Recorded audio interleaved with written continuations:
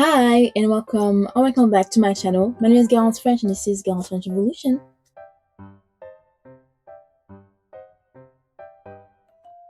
So we are back once again for the third video of this four-part series where I talk about my favorite, in this case, albums of 2025 so far. I have done videos about movies and music videos already, and I have one last video to do about TV shows. Usually at the end of the year, I do a video talking about my favorite movies, albums, TV shows, etc. of the year. But I've realized that halfway through the year, we already have so much, and I really want to talk about some stuff, so I'm doing a halfway through the year list, and I'll do another one at the end of the year, and this way we can also see what stayed in the top 10, what didn't, and just talk about it. So yeah, in this video, I'm just gonna talk to you about my top 10 albums of 2025 so far. Mind you, I feel a bit less comfortable doing this than doing the other videos because I'm a filmmaker, but I'm not a music maker in any way. Like, I love singing, but I don't make music, so I feel a bit less like legitimate to talk about albums, because when it comes to TV shows, movies, music videos, there's a visual aspect of it that we don't have here. So I feel a bit less comfortable. Just wanted to let you know, because if I'm struggling a little bit, this is just my opinion. It's just my opinion. It's just for fun. And yeah. At number 10, I have Coco Jones' Why Not More. So this is her debut album, I believe, and I don't usually listen to Coco Jones.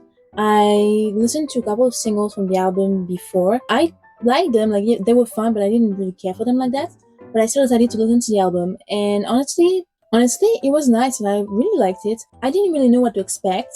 It was very nice, and I remember listening to it and it feeling like it was flowing very well together. But also, I don't remember much from it. I remember the Taste song because there's the Britney Spears sample, but other than that, I don't really remember more than that. So I don't think it's gonna stay in my top 10. But still, it was a very nice album. At number 9, I have Banks Off With Her Head. This is also the first time that I'm listening to a Banks album. I discovered her this year because on this album she has a song with Isolde, which is a French singer, and so I'm French, if you know. And so I listened to this song and I was like, oh, she has an album out, let's check it out. And I really liked it. I really liked it. A few of the songs are in my playlist, and my favorite song was probably Stay. And then she made like a music video out of it, so that was great. And then so she has a song with Isolde, which I really like. She has a song with Doechii as well. And yeah, it was very nice album, very pop, and but also like very vulnerable. Like my favorite song of the album, "Stay," it was very vulnerable. Like there's a lot of different vibes in there, and I just really liked all of it. So it was iconic. So it's number 9. It's probably gonna stay in my top 10. We'll see how it moves around, but yeah, for now it's number 9. At number 8, I have Jenny Ruby. Now, I made a video on this channel talking about several albums that are in this top 10, like doing a mini review of them, if you will. And I did talk about Ruby by Jenny. Now, I don't usually listen to any of the girls from Blackpink. This is like they're all releasing like solo albums. This is Jenny's album, but I also have I listened to Lisa's album, but it's not in my top 10 right now. And I did not listen to Rosa's album, but I really plan to. And yeah, so I didn't really know what to expect because I really don't listen to her music in general, but I really liked it. There's a song Mantra, which I really love, and this album is all about self-confidence. And I mean, just the song with Doechii, Extra L, also is on my playlist. It was part of my favorite music videos as well. And she has just, yeah, a bunch of nice songs, and the music videos were very cool. And yeah, this album is really about self-confidence and feeling like, you know, you're that girl, and that's okay to just be that girl. I really liked it. So again, probably gonna stay in my top 10. But yeah, Jenny Ruby, that's at number 7. I have Selena Gomez and Benny Blanco, I Said I Love You First. I was curious to listen to this album because I don't listen to a lot of. I mean, Selena Gomez has not been making a lot of music lately, so I was like, let's just check it out. And it was pretty nice. I really liked it. There was a couple of songs. Blues Flame, the Charlie XX of it all, is definitely on my playlist. Sunset Boulevard is also my favorite. I think it's my favorite from the album. It's very funny. It's giving kind of Sabrina Carpenter with the vibe of like the innuendos and stuff, but I really liked it. The music video was also very nice. I did not talk about it in my music video. It was very cute. I also liked Call Me When You Break Up with Grace Abrams. I don't usually listen to Grace Abrams, but this one I really like. Yeah, altogether it's a very cute album. I have not listened to the deluxe yet, I need to. But there were, yeah, a bunch of nice songs in it. The music videos were fun, the collabs were fun. So yeah, I really liked it. At number 6, I have Addison Rae, Addison. I think she wants to be known as Addison now, so I'm just gonna say Addison.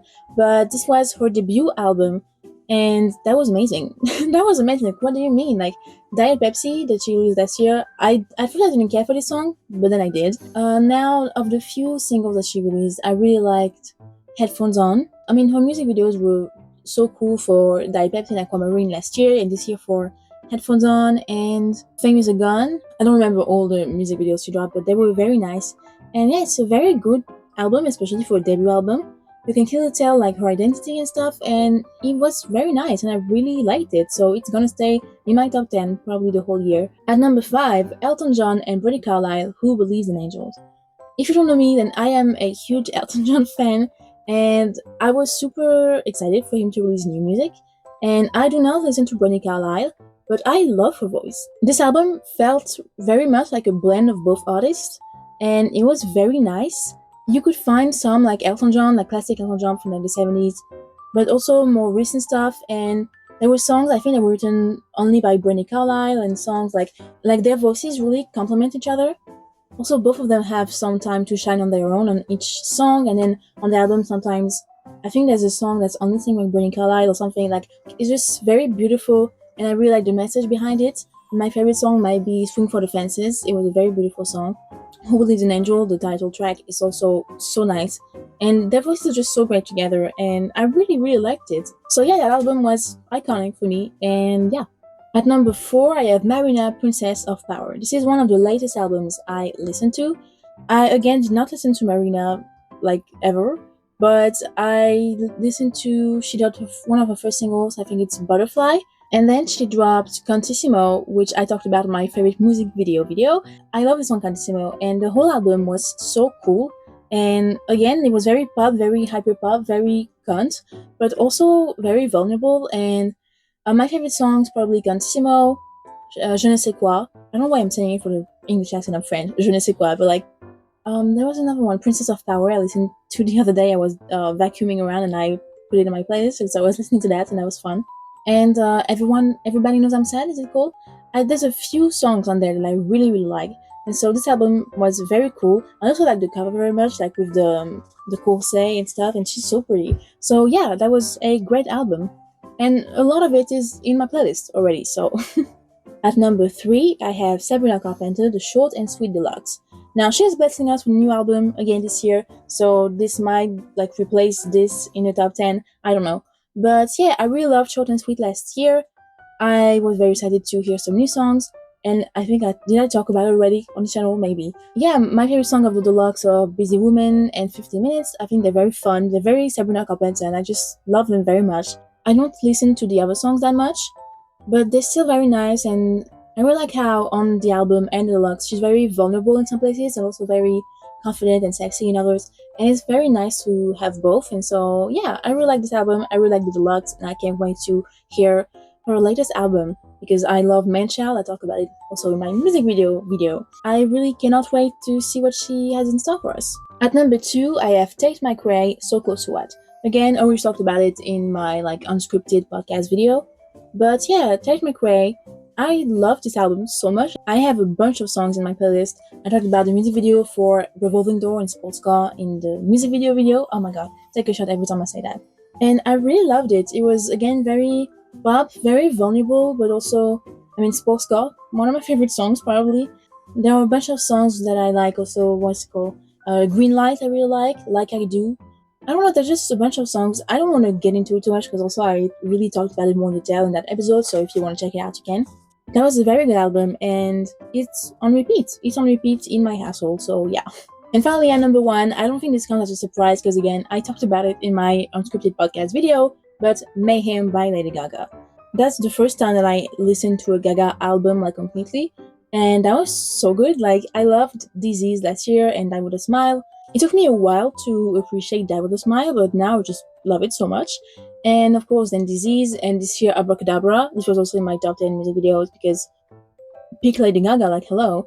And the songs are just so cool. There's again a lot of electro, rock kind of vibe, a lot of confidence, a lot of dancing, but also there's a lot of vulnerability. And there were a few songs that I was like, damn, like this hits where it hurts, you know, like. And it was a very nice album. I don't know if it's gonna stay at number 1 throughout the year, but it's gonna stay top 3 probably because this was a very good album. And yeah, I was very happy because she released another album last year for like the Joker companion album, which I really liked, but it was mostly covers. And so I was very excited for this one. So my favorite songs on this one are Abracadabra, Disease, I Will Smile, like the singles, and Garden of Eden I really like too. So I think that's it for my favorite albums of 2025 so far. This is not my best video. I'm sorry. I'm not really comfortable talking about music as I am talking about filmmaking or anything visual. So I just can't go in detail as much. I really don't know how to express everything. So I'm really sorry. This is just a bit vague.